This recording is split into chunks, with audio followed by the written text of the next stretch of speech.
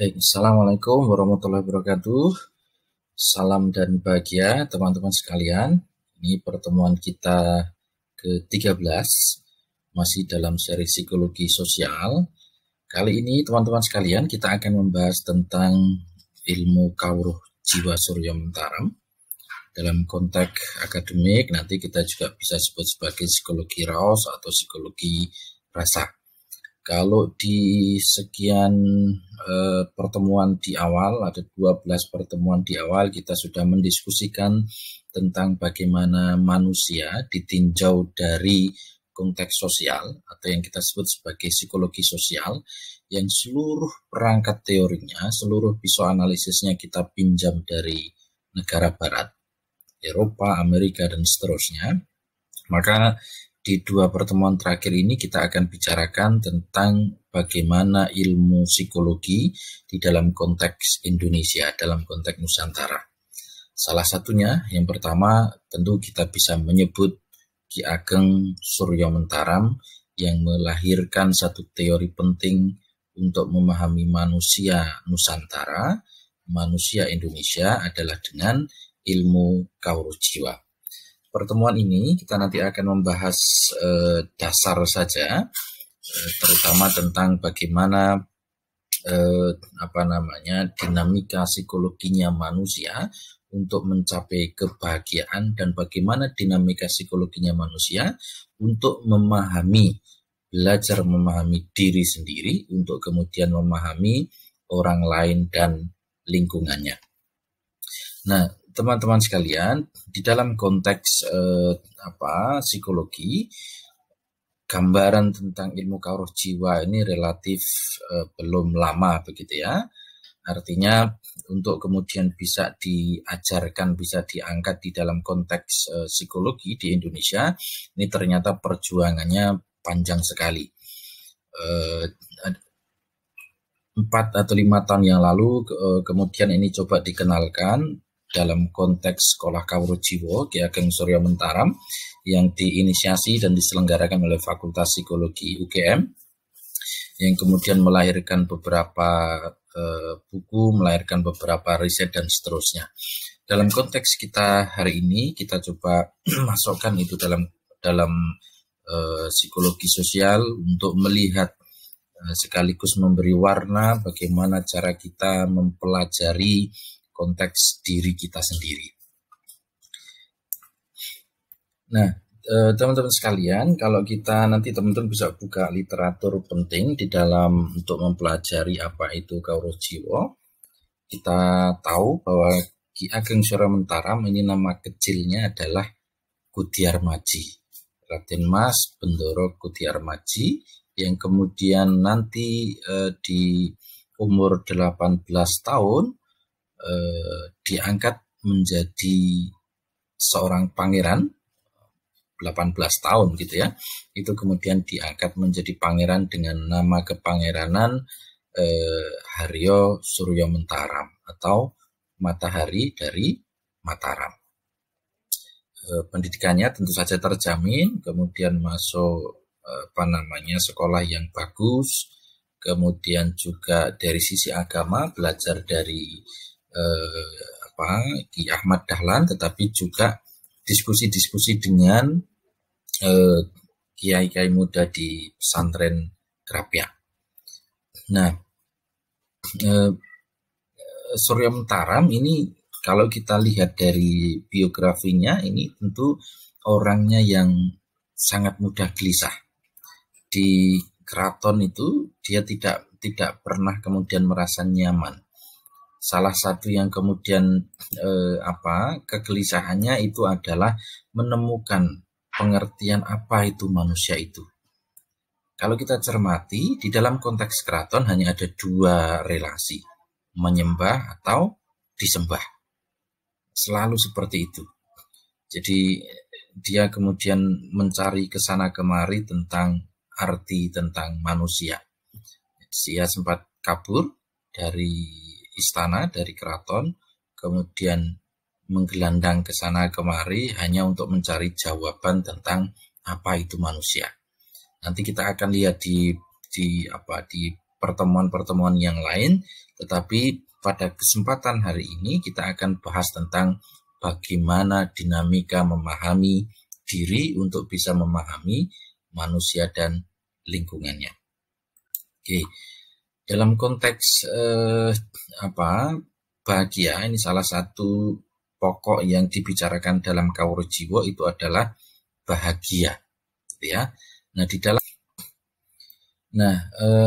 Teman-teman sekalian, kunci salah satu teori dasarnya Kawruh Jiwa itu disebut salah satunya adalah kebahagiaan, atau di awal ini muncul itu disebut sebagai Kawruh Bejo.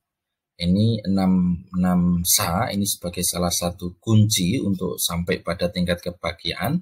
Sak butuhe, sak perlune, sak cukupe, sak benere, sak mestine, dan sak kepenake. Jadi dengan takaran yang pas gitu ya, sehingga ya kita tentu kemudian bisa membedakan antara keinginan dan kebutuhan. Ini tampaknya sederhana dan gampang, tetapi kita tidak selalu mengerti bagaimana takaran kita sendiri. Sebutuh kita itu berapa loh, kemudian yang kita perlukan itu berapa, cukup menurut kita itu berapa, kemudian benar menurut kita, versi kita itu bagaimana, semestinya, seharusnya itu semacam apa begitu, dan sapena itu enaknya bagi kita itu bagaimana. Seolah-olah ini gampang, tinggal dilakukan saja, tetapi kalau kita tidak memahami ilmu ini sebelumnya, tentu saja kita bisa merasa kurang atau bahkan kemudian merasa hidup misalnya kalau seumuran Anda ini, misalnya kalau dikasih uang itu berapa sih enaknya, misalnya sebulan, misalnya teman-teman diberi uang saku dari orang tua itu berapa misalnya. Ada yang kemudian menyebutkan 5 juta cukup lah gitu misalnya gitu. Padahal sebenarnya sebulan tuh 500.000 aja cukup misalnya. Ini tentu saja takaran-takaran itu menjadi penting untuk kemudian kita ketahui di dalam rangka kemudian mengelola diri kita sendiri. Nah, dengan begitu coba Anda misalnya simulasikan, Anda kalkulasikan sebenarnya kebutuhan Anda itu seberapa. Apa sih yang Anda kemudian perlukan, seberapa cukup kemudian dibutuhkan, dan seterusnya. Gitu ya. Misalnya, kalau kita kuliah seperti ini, sak butuhe gitu ya, apakah kira-kira misalnya 2 jam itu cukup misalnya? Ya kalau bagi dosen ya itu kelamaan. Saya kira bagi Anda juga kelamaan gitu ya. Sehingga tentu ini yang perlu kemudian kita lihat takarannya, pasnya itu seberapa misalnya.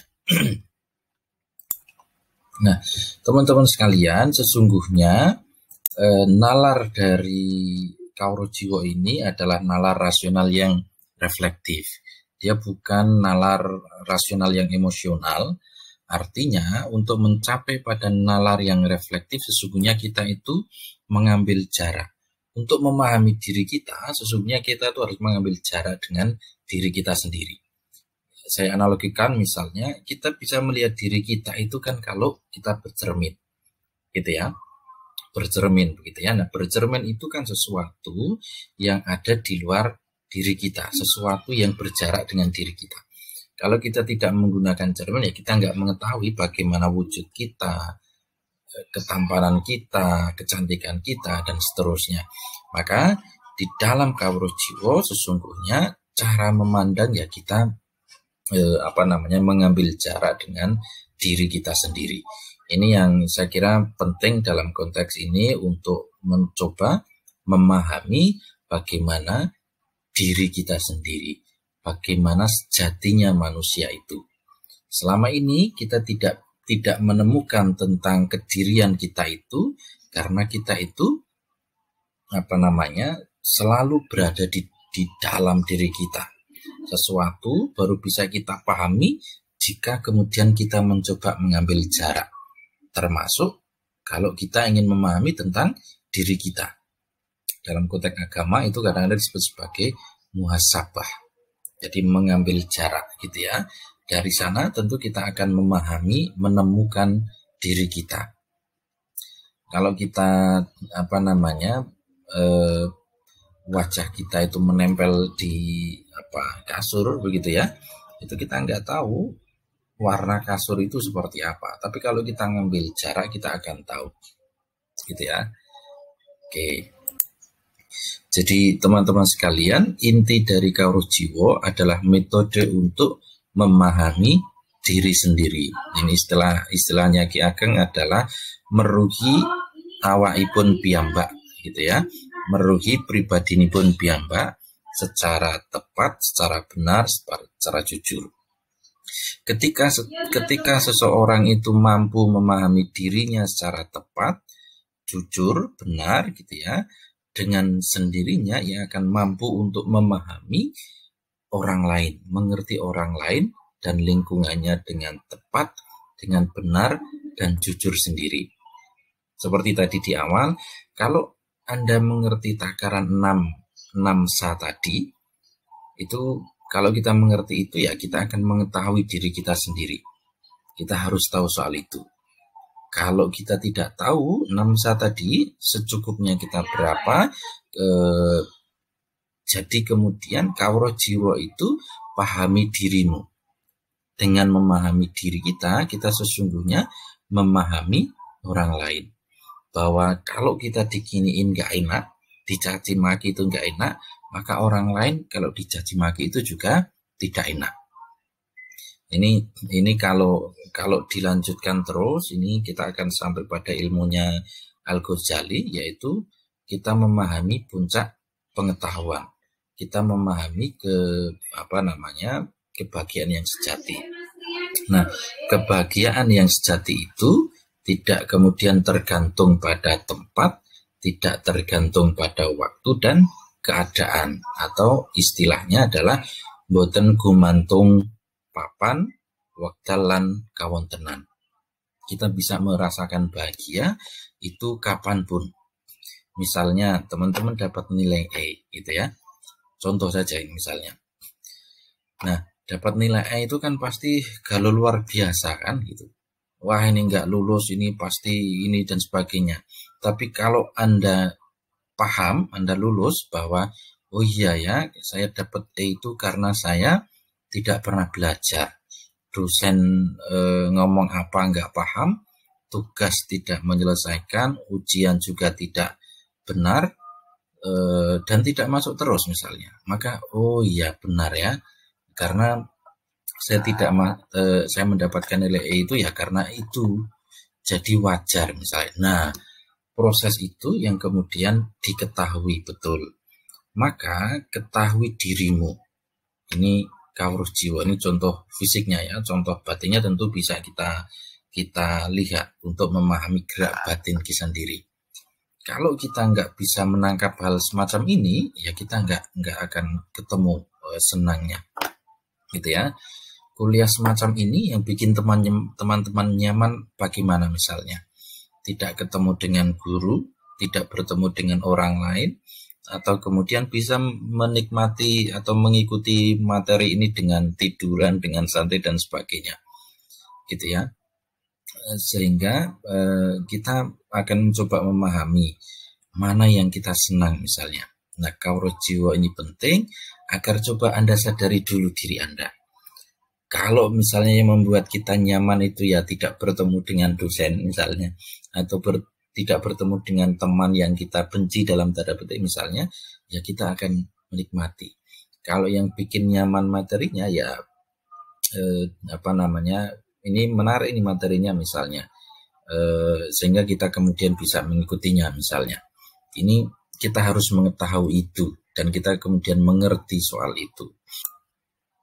Nah, teori yang lain lagi teman-teman adalah ada yang disebut sebagai pangawian pribadi. Ini cara mempelajari diri kita sendiri, mempelajari rasa kita sendiri.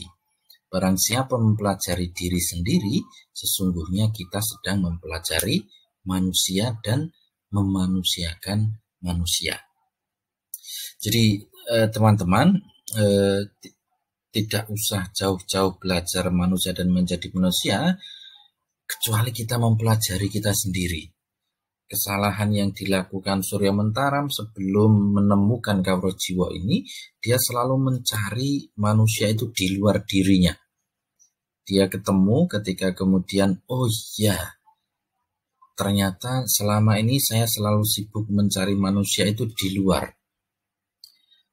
Dia menurut dia bahwa yang membuat nyaman itu orang lain, bukan diri kita misalnya. Padahal yang membuat kita nyaman atau tidak nyaman itu ya diri kita sendiri.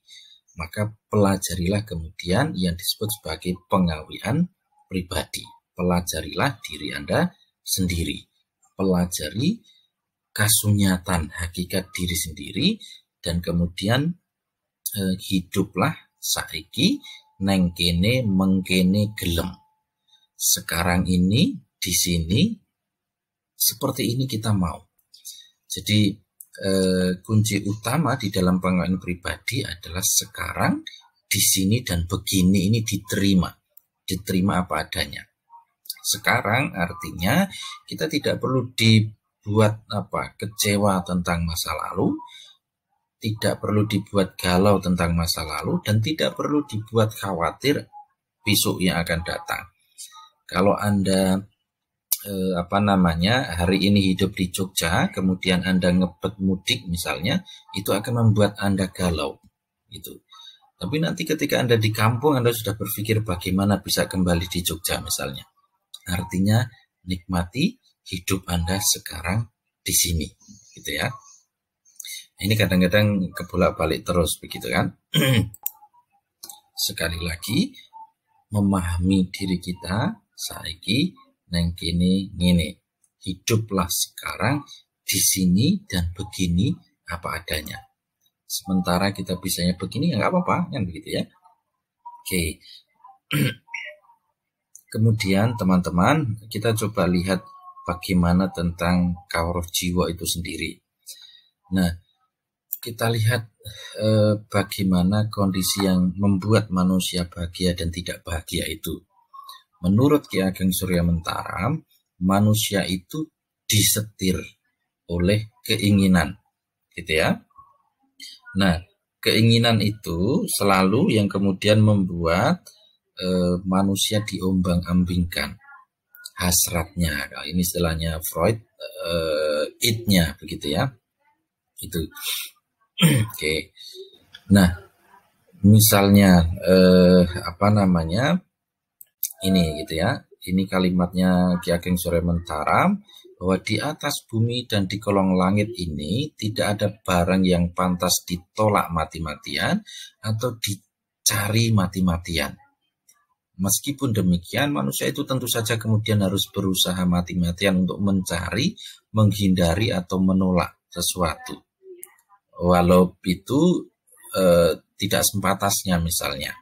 Padahal apa yang dicari atau ditolak itu tidak menyebabkan kita itu akan bahagia selamanya atau akan susah selamanya, gitu ya.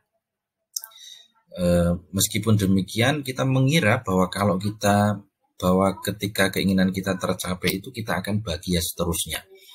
Dan kalau tidak tercapai, kita seolah akan celaka atau susah selamanya. Ini yang pertama, tentu saja harus kita ingat bahwa hidup kita itu didorong oleh keinginan, bukan akal ya. Kalau akal itu tugasnya justifikasi saja, pembenaran saja, bahwa yang kita lakukan baik, benar, dan seterusnya itu kerja akar. Tetapi pendorongnya adalah hasrat, adalah keinginan.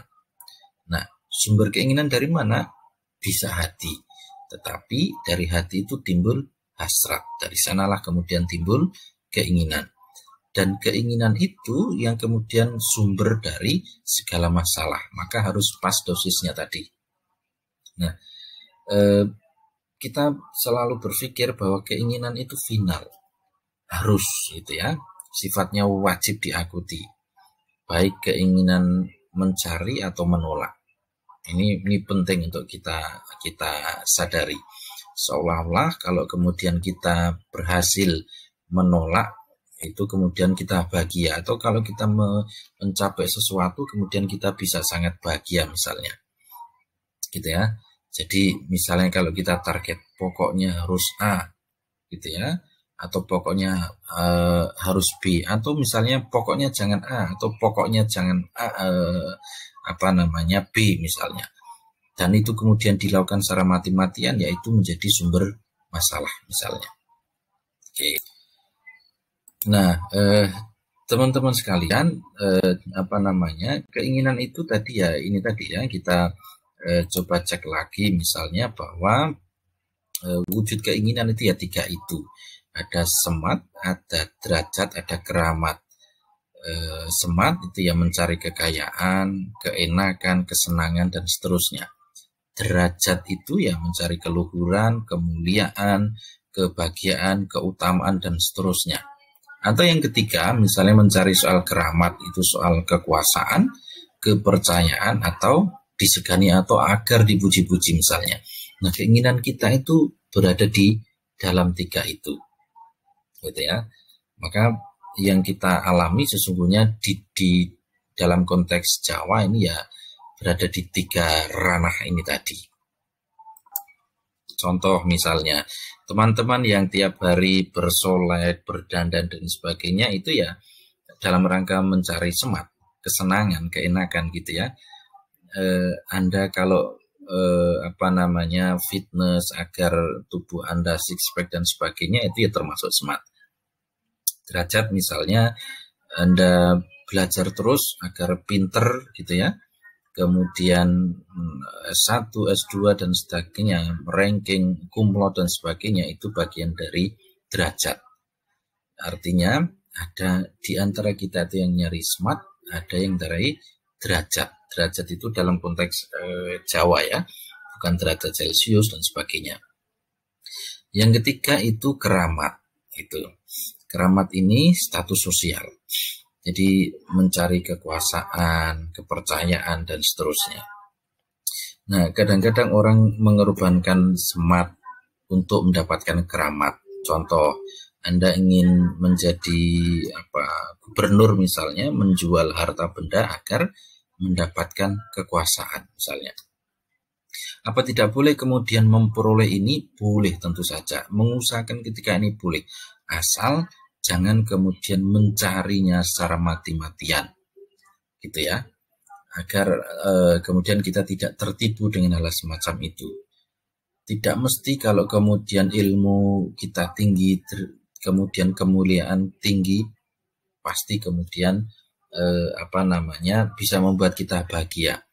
Bisa jadi hanya untuk pamer, bisa jadi hanya untuk kesombongan dan seterusnya. Sehingga ini perlu kemudian bisa kita sadari.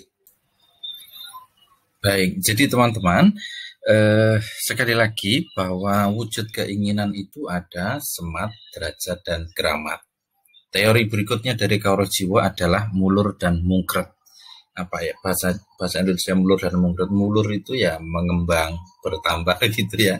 Tapi kalau kemudian mungkret ya memendek begitu.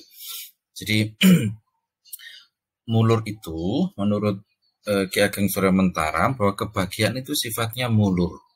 Teman-teman menargetkan apa? Kalau kemudian target itu tercapai, Anda tidak akan berhenti di situ. Tidak pernah kita itu mandek dengan keinginan kita, pasti akan selalu bertambah, akan naik lagi. Misalnya saya targetnya yang penting cum laude lah, gitu ya, 3,5. Kemudian ini kayaknya bisa naik, ini bisa menjadi 3,7. Kayaknya masih bisa lagi nih menjadi 3,9, menjadi 4 dan seterusnya, gitu ya. Contoh lain misalnya punya pacar nih, alhamdulillah punya pacar. Kemudian ternyata dapat pacar, ternyata saya laku ya gitu. Ternyata ada yang mau dengan saya, kenapa ya? Jangan-jangan masih ada yang lebih cantik yang suka dengan saya dan seterusnya begitu. Tambah terus, naik terus begitu. Jadi tidak pernah kita itu berhenti dengan keinginan kita ketika tercapai. Kalau kemudian tercapai, dia akan nambah lagi, dia akan naik lagi. Asal punya rumah baguslah, alhamdulillah gitu. Tapi harusnya kalau 2 tingkat gitu ya gimana ya? Dapat lagi. Akan lebih baik kalau kemudian punya kolam renang dan seterusnya itu nggak pernah mandek. Sehingga teman-teman setiap bahkan orang yang kaya sekalipun pasti dia ingin nambah lagi, tidak pernah berhenti. Pejabat yang jadi gubernur misalnya 1 periode akan nanti naik lagi menjadi 2 periode, kemudian menjadi 3 periode dan seterusnya misalnya begitu. Kita tidak pernah selesai dengan keinginan kita. Jadi keinginan itu pasti mulur, memanjang, bertambah terus. Nah teman-teman, bahwa kemudian keinginan itu pasti menyebabkan kita menjadi senang. Tetapi pasti di satu saat ada keinginan yang kemudian tidak tercapai. Maka kemudian kita muncul kondisi yang mungkret. Mungkret itu memendek. Misalnya, aduh ternyata nggak bisa kumlot nih. Ya sudah, enggak apa-apalah. Itu. Untung masih bisa lulus misalnya begitu. Akhirnya begitu kan itu. Itu mungkret. Jadi rasa susah itu juga tidak tetap, karenanya maka susah itu disebabkan karena keinginan kita tidak tercapai. Dan wujud dari keinginan tidak tercapai itu adalah rasa tidak enak, rasa menyesal, kecewa, tersinggung, marah, malu, sakit dan seterusnya misalnya. Nah, padahal keinginan kita itu bila kemudian tercapai pasti akan mungkret kan begitu kan? Bila tidak tercapai akan mungkret, akan menyusut gitu. Ini keinginan kita itu tidak terpenuhi itu pasti begitu. Jadi keinginan itu jika terpenuhi dia mulur itu, tapi kalau kemudian tidak terpenuhi dia akan mungkret begitu. Oke. Maka teman-teman, menurut Kawruh Jiwa Ki Ageng Sore Mentara, kebahagiaan itu ya mulur, mungkret, senang dan susah. Artinya apa? Senang dan susah itu sifatnya sementara. Tidak ada dari kita yang sejak lahir sampai hari ini, sampai nanti meninggal itu bahagia terus, itu nggak mungkin. Tetapi hal yang sama kita tidak juga kita susah terus dari lahir sampai nanti meninggal susah terus, itu nggak ada. Yang abadi itu adalah senang dan susah yang bergantian, itu terus. Tidak ada yang bahagia selamanya, juga tidak ada yang susah selamanya. Gitu ya. Jadi keinginan tercapai itu kita senang. Setelah senang kemudian keinginan kita naik lagi, jadi senang lagi gitu ya. Tapi kalau kemudian tidak tercapai ya kita menjadi susah dan itu mungkret lagi. Artinya apa? Artinya kesenangan itu sementara, kesusahan juga sementara. Jadi senang dan susah itu tidak tetap. Senang itu tidak tetap, kemudian susah itu juga tidak tetap. Misal teman-teman misalnya dapat IP 4 itu senang. Lulus itu senang. Nanti Anda akan berpikir bahwa setelah lulus ini mau ngapain? Mau bekerja di mana? Anda berpikir itu kemudian Anda akan merasakan susah misalnya. Gitu ya. Misal Anda berkeinginan kemudian IPK-nya 4 misalnya, tapi ternyata gagal. Misalnya, tapi kemudian Anda mendapatkan IP misal 3,1. Kalau Anda menyadari itu, Anda akan mengerti bahwa alhamdulillah sudah dapat IPK 3,1 masih bisa lulus misalnya. Terus begitu. Jadi ternyata misalnya di atas 3 masih bisa, misalnya, dan seterusnya begitu. Jadi teman-teman, senang dan susah itu sementara, tidak abadi begitu ya. Jadi teori yang pertama itu teori mulur dan mungkret. Implikasinya adalah kesementaraan senang dan susah. Susah kita itu akan silih berganti. Jadi kalau kita sampai pada pengawian pribadi tadi, hari ini misalnya target kita apa, apakah terlalu tinggi, pas atau tidak, sudah tercapai atau belum. Kalau kemudian sudah tercapai, kenali lagi, mau diulur kemana lagi. Tadi misalnya IP 4, targetnya ganti nih menjadi S2 luar negeri misalnya, atau S3 luar negeri misalnya. Mulur lagi begitu kan. Jadi keinginan kita itu kemudian akan terus bertambah. Maka teman-teman, sekali lagi, bahwa senang dan susah itu sementara. Maka jangan sampai hidup Anda itu dikacaukan karena kesenangan dan kesusahan Anda. Oke, bagaimana hubungannya kemudian dengan orang lain? Ingat, rumusnya tadi adalah mulur dan mungkret. Setelah kita sadar bahwa hidup kita itu mulur dan mungkret, Anda perlu memahami bahwa orang lain itu juga begitu. Bukan hanya diri Anda. Yang Anda rasakan itu akan dirasakan oleh orang lain. Apakah itu Anda, mahasiswa, dosen, kemudian presiden, pemulung, gembel, dan sebagainya itu yang dirasakan sama. Mulur mungkrutnya itu sama. Yang beda mungkin hanya isinya. Tapi rasa senang dan susahnya itu sama. Gitu ya.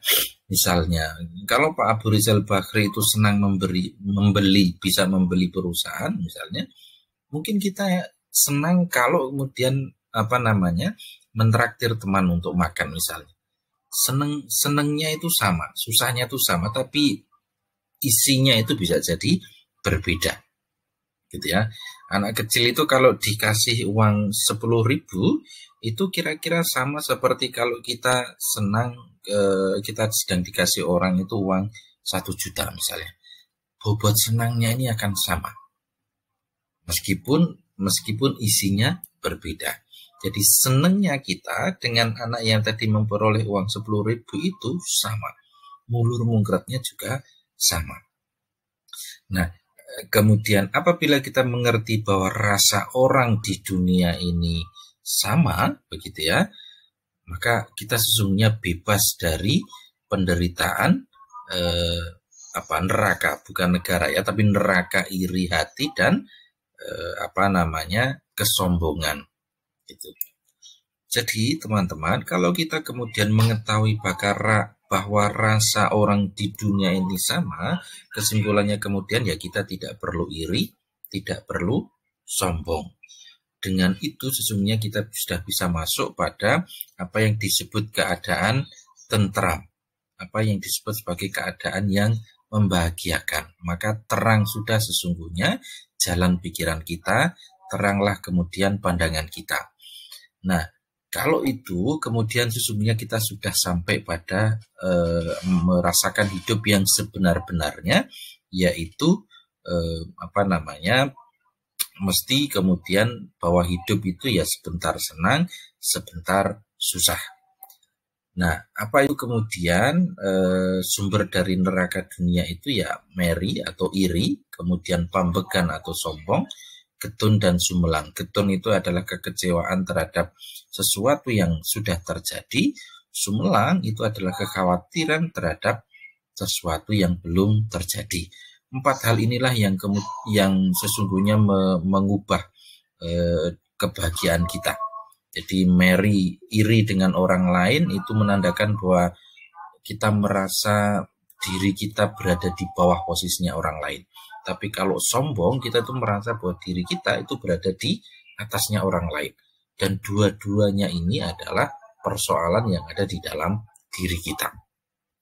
Nah, teman-teman sekalian, kalau kemudian kita lihat ini di dalam skema, sesungguhnya dalam pengawian pribadi, kalau kita mengetahui bahwa karep atau keinginan kita itu mulur mungkret, kita akan mengetahui bahwa hidup itu ya senang, ya susah. Kalau ini kemudian sudah kita ketahui, maka yang hasilnya adalah rasa bahagia. Demikian juga di dalam neraka dunia, Meri dan Pambekan, kalau kita bisa mengetahui Meri dan Pambekan itu, bisa mengurainya, maka kita akan menyadari raos sami atau rasa sama, dan ini akan melahirkan raos tentrem. Yang lain, kalau kemudian kita bisa mengetahui bahwa hidup itu ya ada getun dan sumelangnya, ada kecemasan dan kekhawatirannya, dan kemudian kita terhindar dari sini karena proses pengawian pribadi atau mawas diri ini, maka yang ada adalah raos langgeng. Maka kita akan menjadi tatak, kita akan menjadi tabah. Kira-kira itu teman-teman sekalian apa yang kita bahas sebagai dasar dari teori psikologi rasa atau kawruh jiwa Surya Mentara. Anda bisa nanti pelajari ini beberapa buku ini yang bisa kita lakukan. Dan teman-teman sekalian, kita sedang nyoba nyusun satu mata kuliah khusus untuk kawruh jiwa Ki Ageng Surya Mentaram. Semoga nanti di semester depan bisa kita lakukan sebagai penciri atau ciri khas dari psikologi khas Nusantara. Saya kira itu teman-teman sekalian. Jika ada pertanyaan silahkan dicantumkan di kolom komentar, nanti kita akan diskusikan. Terima kasih. Salam bahagia, atau kalau istilahnya kawruh jiwa, salam langgeng bunga susah. Salam.